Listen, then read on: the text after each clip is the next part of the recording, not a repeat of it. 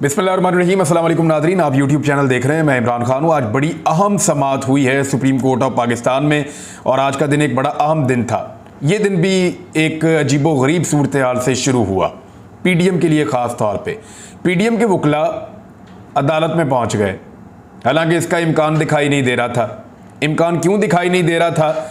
मैं PDM का जो फेवरेट न्यूज़ चैनल है या मीडिया ग्रुप है, जंग ग्रुप, उसकी खबर आपको मैं पढ़ के सुना देता हूँ कि उन्होंने इसको कैसे लिखा था। उन्होंने लिखा था कि इत्तेहादी जमातों का सुप्रीम कोर्ट के 3 रुकनी बेंच के बाइकॉट का फैसला, और ये एक्चुअली इनके एलामिया से खबर निकली थी। नवाज शरीफ ने भी तौसीक कर दी। एक्चुअली नवाज शरीफ ने ही ये आइडिया दिया था कि ये जो 3 रुकनी बेंच है सुप्रीम कोर्ट ऑफ पाकिस्तान का, इसका बाइकॉट कर दिया जाए, लेकिन बाइकॉट नहीं किया गया। वकला वहाँ पे पहुँच गए, वो मैं आपको बाद में बताता हूँ। पहले ज़रा आप एलामिया सुन लें ताकि आपको आइडिया हो जाए कि किस तरीके से इन्होंने यू टर्न लिया है। शहबाज शरीफ की ज़ेर सदारत हुकूमती इत्तेहादी जमातों का इजलास हुआ, जिसमें पंजाब और खैबर पख्तूनख्वा में इंतखाबात के इल्तवा के हवाले से सुप्रीम कोर्ट के बेंच और मुल्क की सियासी सूरत हाल पर गौर किया गया। ये जब बैठते ना इकट्ठे इजलास बुलाते हैं, इमरान खान को ये कर दो, इलेक्शन को रोक दो, इलेक्शन कमीशन को ये कर दो, अपनी सियासत के लिए, अपने केसेस के लिए, अपने ज़ाती फ़ायदे के लिए हमेशा इजलास बुलाते हैं। इन्होंने कभी अवामी मफाद के लिए इजलास नहीं बुलाया। यानी महंगाई बहुत बढ़ गई है, कैसे कम करनी है, कोई इजलास नहीं। पेट्रोल की कीमतों को कैसे कंट्रोल करना है, कोई इजलास नहीं। डॉलर की कीमतें आसमान के साथ लग गई हैं, कोई इजलास नहीं। पाकिस्तान की मईशत का भट्टा बैठ गया है, कोई इजलास नहीं। यानी इन चीज़ों के ऊपर कभी बात नहीं करेंगे। लोग आटे की लाइनों में लग के जो है वो इंतकाल कर रहे हैं, लोग जंबहक हो रहे हैं, वहाँ पे कोई इजलास नहीं। जब बैठते हैं अपने ज़ाती फ़ायदे, अपने ज़ाती मफाद के लिए बैठते हैं। बहरहाल हुकूमती इत्तेहादी जमातों के इजलास के एलामिया में मुतालबा किया गया कि मुल्क भर में एक ही दिन इंतखाबात होने चाहिए। ये गैर जानिबदाराना, शफाफ और आज़ादाना इंतखाबात के इनेकाद का बुनियादी दस्तूरी तकाजा है। भाई दस्तूरी तकाजा कैसे हो गया? आइन में, दस्तूर में तो ये लिखा है कि जो असम्बली तहरील हो गई 90 दिन में उसके इंतखाबात करवाने।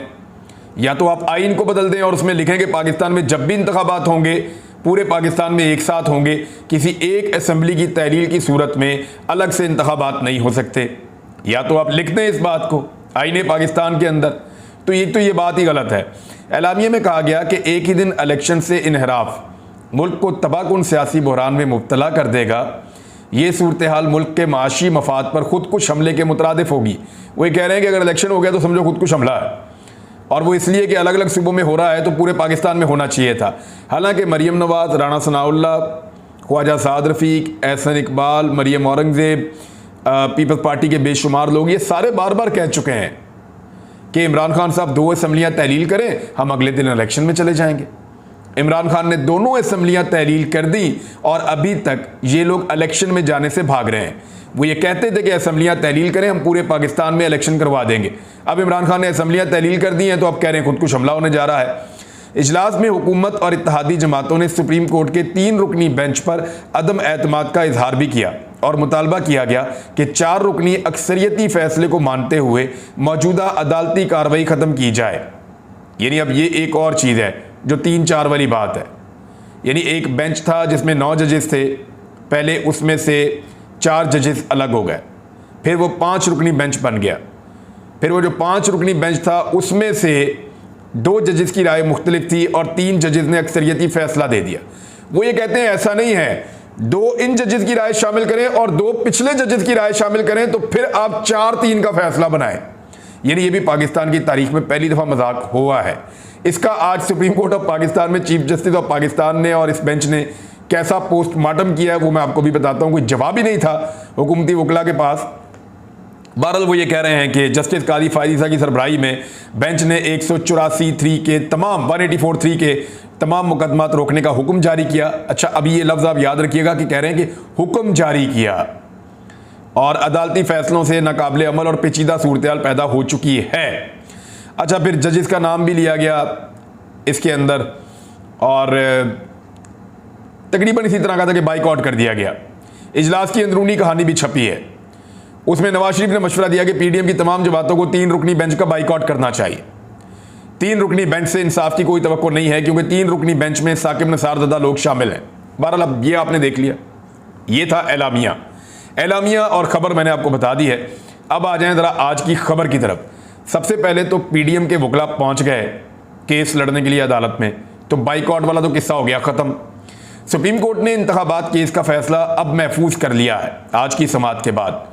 अल्लाह ताला से दुआ है कि ये फैसला महफूज ही रहे, क्योंकि बीच में एक रात पड़ती है और जब भी बीच में एक रात पड़ती है तो कोई ना कोई कार्रवाई भी डल जाती है। फैसला तो सुप्रीम कोर्ट ने महफूज किया है। बज़ाहिर जो अदालती कार्रवाई है और आईने पाकिस्तान के ऊपर अगर फैसला आता है तो पाकिस्तान इलेक्शन की तरफ ही जाएगा, उसके अलावा कोई और गुंजाइश मौजूद नहीं है। चीफ जस्टिस पाकिस्तान उमर अता बंदयाल की सरबराही में जस्टिस एजाजुल एहसन और मुनीब अख्तर साहब ने, ये सुप्रीम कोर्ट का 3 रुकनी बेंच था, पंजाब और खैबर पख्तूनख्वा में इलेक्शन के इल्तवा के खिलाफ इमरान खान की दरख्वास्त पर समाअत की उन्होंने। अच्छा, वफाकी हुकूमत ने इंतखाबात केस में अपना जवाब जमा करवाते हुए पीटीआई की दरख्वास्त मुस्तरद करने की इस्तदा कर दी। हुकूमत ने मौक़िफ़ इख्तियार किया कि 1 मार्च का सुप्रीम कोर्ट का फैसला अक्सरियत से दिया गया। 3 रुकनी बेंच मुतबादिल के तौर पर तहरीक इंसाफ की दरख्वास्त पर समाअत ना करे।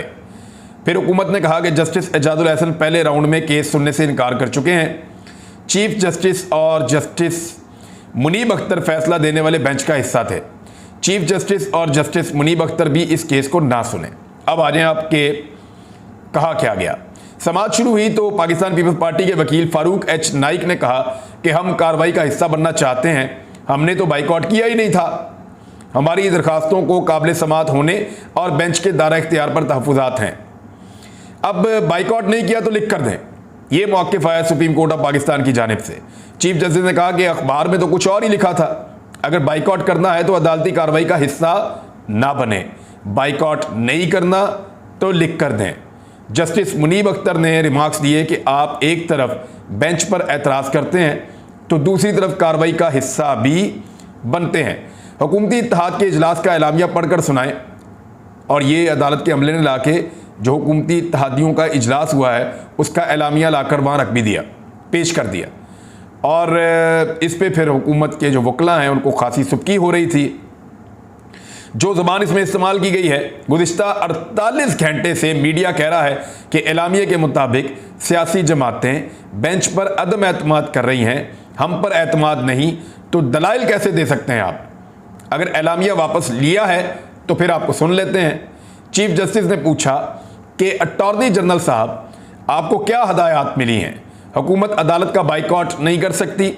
अटॉर्नी जनरल ने जवाब दिया कि हुकूमत बाइकआउट नहीं कर सकती, हुकूमत आईन के मुताबिक चलती है, कानून किसी को इलेक्शन मुलतवी करने का इख्तियार नहीं देता। चीफ जस्टिस ने ये रिमार्क्स दिए हैं आज की इस सुनवाई के अंदर। और चीफ जस्टिस ने कहा कि वफाकी हुकूमत ने कोई ऐसा मवाद नहीं दिया जिस पर इंतखाबात मुलतवी हों, इंतखाबात की राह में हायल रुकावटों से भी आगाह नहीं किया गया, हुकूमत ने इलेक्शन करवाने की आमादगी भी जाहिर नहीं की है। सुप्रीम कोर्ट ने फैसला महफूज कर लिया है और ये अब कल सुनाया जाएगा। कुछ और चीज़ें जो अदालत में डिस्कस हुई वो मैं आपको बता देता हूँ। एक चीज़ जिस पे काफ़ी लोगों ने बातचीत भी की है कि अदालत ने कहा कि अदालत का काम होता है तवाज़ुन कायम करना। अदालत का काम, मुझे भी ऐसा लगता है कि तवाज़ुन कायम करना नहीं होता, बाद सूरतों में बाद औक़ात अदालत को इस तरफ जाना पड़ता है। एक्चुअली अदालत का काम होता है इंसाफ की फराहमी। वो इंसाफ फराहम करते हैं, चाहे किसी के लिए मुश्किलात पैदा हो जाएं, चाहे किसी को वो पसंद आए या ना आए, अदालत ने सिर्फ आइन और कानून के मुताबिक इंसाफ फराहम करना होता है। यहाँ पे रिमार्क्स ये भी है कि माजी में अदालत असम्बली की तहलील कलअदम करार दे चुकी है। जब इमरान खान साहब ने असम्बली की तहलील की थी तो उसको कलअदम करार दे दिया था।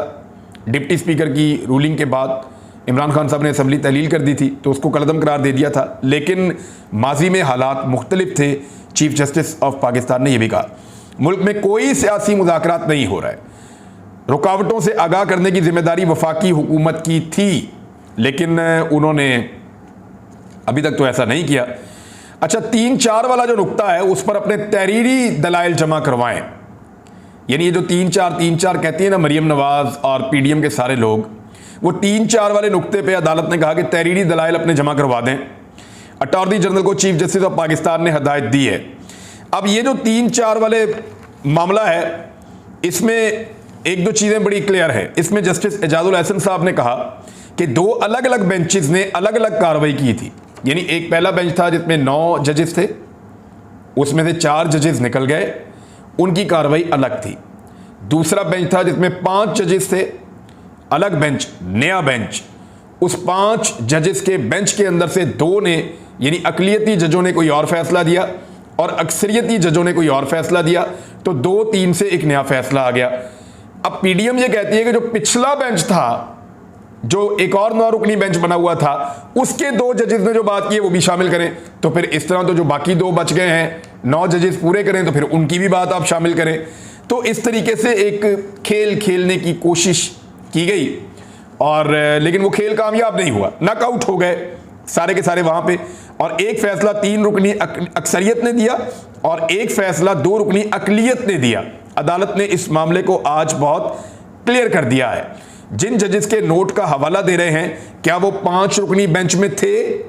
चीफ जस्टिस ऑफ पाकिस्तान ने बड़ा अहम सवाल पूछा और इन सवालात के जवाबात ना अटॉर्नी जनरल के पास थे, ना इलेक्शन कमीशन के वकील के पास थे और ना पीडीएम की जमातों की जानिब से जो वकला है उनके पास भी इसका जवाब मौजूद नहीं था। बेंच पर एतमाद नहीं है तो दलाइल किस तरह आप दे सकते हैं? जस्टिस मुनीब अख्तर साहब ने यह फरमाया। अदालती अमले ने, मैंने आपको पहले भी बताया कि पीडीएम का एलामिया निकाल कर दे दिया। काजी फायद ईसा साहब से एक मुलाकात हुई चीफ जस्टिस ऑफ पाकिस्तान की, उस बारे में 2-3 चीज़ें सामने आई हैं, मैं आपको बताता हूँ। जस्टिस फायद ईसा को पूछा था कि 1 मैन शो किसको कहा। ये चीफ जस्टिस ऑफ पाकिस्तान ने बताया कि मैंने जस्टिस काजी फायद ईसा साहब को पूछा कि 1 मैन शो किसको कहा। तो इसमें ये रिपोर्ट, अच्छा एक्चुअली मैं खुद रिपोर्ट नहीं कर रहा, मैं अदालत में मौजूद नहीं था, ये मुख्तलिफ जो रिपोर्टर्स ने रिपोर्ट किया है और मुख्तलिफ जगहों से जो रिपोर्टिंग हुई है, मेरी कुछ लोगों से बात हुई, वहाँ से मैंने ये इन्फॉर्मेशन ली है। अच्छा, उन्होंने कहा कि अमूमी बात की है, आपको नहीं कहा, चीफ जस्टिस ऑफ पाकिस्तान ने यह फरमाया। इसके अलावा कादी फायद ईसा ने कहा कि अवाम की भलाई के लिए तमाम अज खुद नोटिस की समाअत रोक दी जाए, ये अटॉर्नी जनरल ने कहा। तो चीफ जस्टिस ऑफ पाकिस्तान ने यह कहा कि केस की समाअत रोकने में अवाम की भलाई नहीं है, समाअत करने में और फैसले करने में अवाम की भलाई होती है।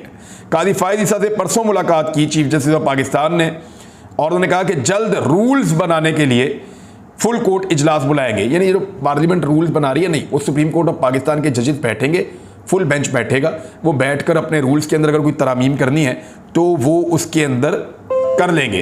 पीडीएम के वकला के लिए खासी सुबकी वाली सूरत हाल इसलिए थी कि उनकी जमातें जो हैं वो बाइकआउट की बात कर रही हैं और वो खुद जो है आकर अदालत के अंदर केस को लड़ रहे हैं।